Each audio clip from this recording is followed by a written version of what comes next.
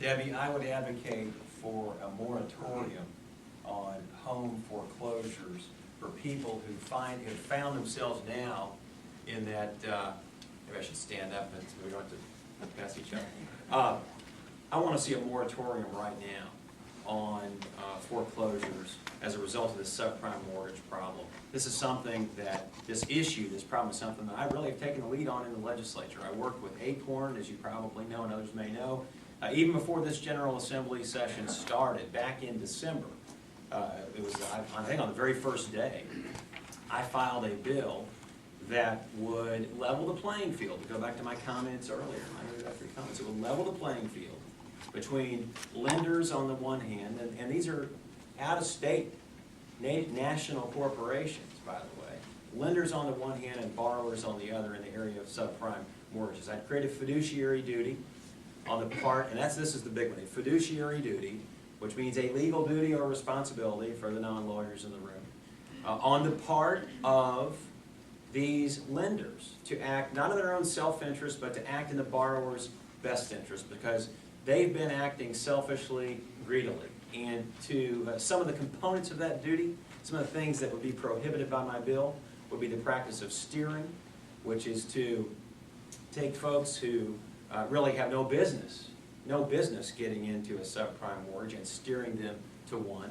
It would prohibit the practice of churning, which is if you have an existing mortgage that's a fixed rate mortgage, go into them and get them to refinance to go to a adjustable rate mortgage. I just think, and frankly, I hate the whole thing, the whole reverse redlining that's been going on with subprime mortgages. You know, we've had a problem, and still have a problem, I think, of redlining in this country. Real estate redlining, lending redlining. This is just the opposite.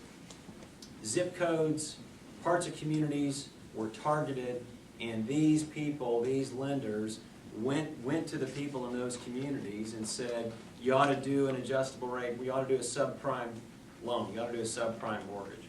Those are some of the things I do in the housing area. On the payday lender side, I hate payday lenders. I gave John Burnett has taken the lead on that legislation.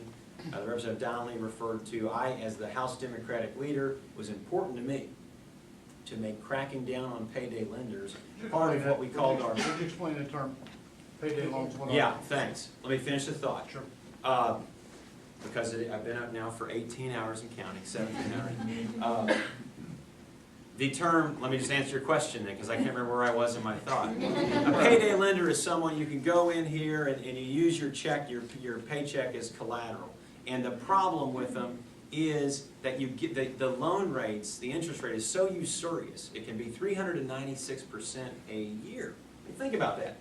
396% interest a year. That's immoral. That's usurious. That's what a payday lender does.